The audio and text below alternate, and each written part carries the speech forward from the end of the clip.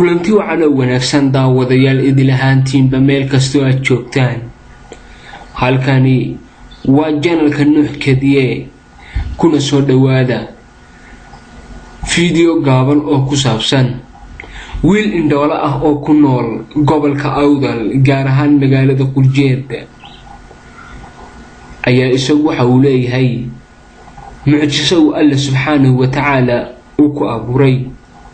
wiilkani waa ganacsade, waxaana uu leeyahay meherad weyn oo ka kooban 3 qaybood. meel waa bakhaar, halka midka kalaasna uu yahay dukaan. sidoo kale waxa uu leeyahay ijiin leyrka kaydiya magaalada Qurjeed. wiilkani indhoolaha ah ayaa isagu waxa ay dadka magaaladu siyaabo kala duwan ay wax uga iibsadaan.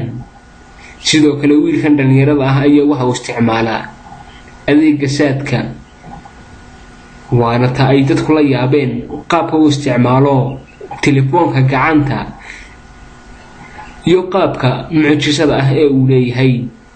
wiilkani ayaa sidoo kale waxa uu dadka telefoonadooda ugu shubaa prepaid-ka ama kaarka lagu hadlo, waana wax ay dadku aad uga yaabeen. arrintani ayaa waxay tahay mid ka cibro qaadasho mudan. wiilkani waxa uu ku nool yahay gobolka Awdal, waana ganacsade aad u weyn. daawasho wacan.